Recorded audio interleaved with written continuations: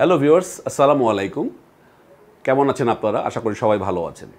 আমি ডক্টর আহমেদ নাজমুল আনাম, সহকারী অধ্যাপক শিশু বিভাগের।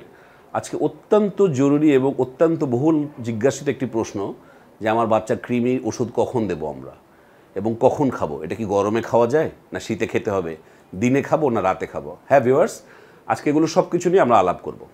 তার আগে আমরা একটা সিনারিও চিন্তা করি যে আমাদের কাছে অনেক বাচ্চার মা এসে আমাদের বলেন যে স্যার আমার বাচ্চা রাতের বেলা কেঁদে ঘুম থেকে উঠে পড়ছে এবং অনেক সময় তারা পায়খানা রাস্তায় হাত দিয়ে চুলকাচ্ছে। তো ভিউয়ার্স, যখনই এরকম একটা বাচ্চা এরকম করবে, এটা 1.5 থেকে 2 বছরের বাচ্চা, আমরা ধরেই নিই এটি সম্ভবত কোনো কৃমির কারণেই হচ্ছে। তো তাহলে কি করব আমরা?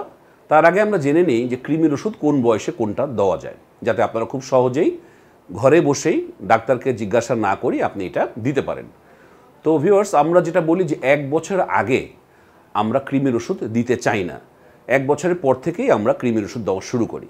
তবে সেখানে কিছু ভাগ আছে, যেটা কীরকম? 11 থেকে 16 কেজি যদি হয় তাহলে আমরা ডিলেন্টিন অথবা মেলফিন সিরাপ, যেটা বাজারে পাওয়া যায়, যেটা জেনেরিক নেম পাইরান্টাল প্যাময়েড, 11 থেকে 16 কেজিতে আমরা আধা চামচ বা 2.5 ml দেবো। আর 16 থেকে 28 কেজিতে আমরা 1 চামচ বা 5 ml দেবো।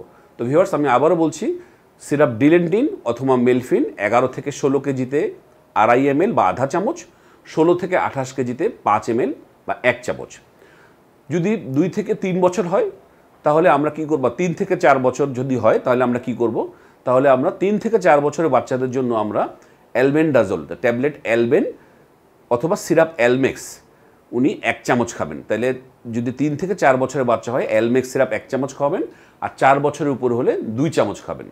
তাহলে আমরা বুঝে নিলাম 2 থেকে 3 বছরের আমরা দেব এক গ্রুপ, 3 থেকে 4 বছর এবং 4 বছরের ঊর্ধ্বে আরেক গ্রুপ, আরেক ওষুধ দেব।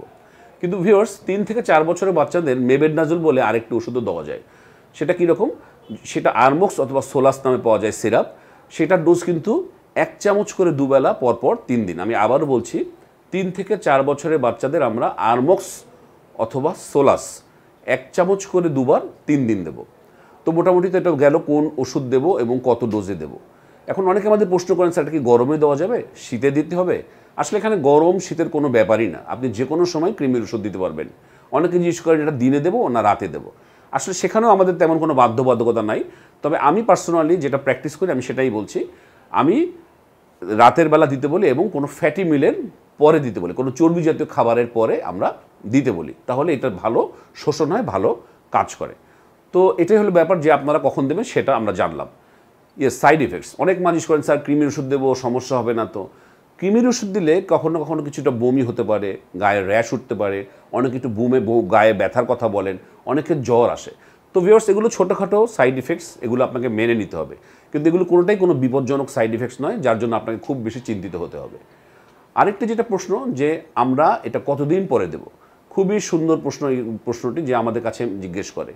তা আসলে এখানে অনেক রকম ফিলোসফি আছে, অনেকে অনেক রকম বলেন। তা আমি আমার যে centre aesthetic and baby care, eastern housing, ঘরোয়া মোড়, মিরপুর 11.5-তে যেখানে আমি বসি, সেখানে আমি আমার এখানকার সব রোগীকে আমি যেভাবে প্র্যাকটিস করি সেটা হচ্ছে আমি প্রথম 5 বছর 3 মাস পর পর আমি দিতে বলি। আমি আবারও বলছি, প্রথম 5 বছর 3 মাস পর পর দিতে বলি, আর 5 বছরের পরে 6 মাস পর পর আমি এই কৃমির ওষুধ দিতে বলি। তাহলে এটা একটা ব্যাপার যে, এবং অনেকে জিজ্ঞেস করেন স্যার সাথে ভিটামিন এ ক্যাপসুল বা অন্য কিছু দিতে হবে কি না।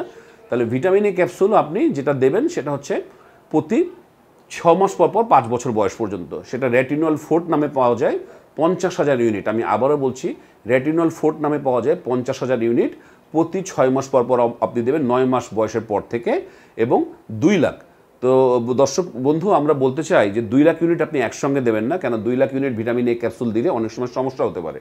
তাহলে আমরা বলব 50,000 পাওয়ারের রেটিনল ফোর্ট পাওয়া যায় বাজারে, সেটা পরপর 4 দিন। আমি আবারও বলছি, পরপর 4 দিন আপনি দেবেন ক্যাপসুল। বাচ্চা তো ক্যাপসুল খাবে না, ক্যাপসুলটা একটু ফুটো করবেন, যে তেলটা বের হবে সে তেলটা আপনি খাইয়ে দেবেন।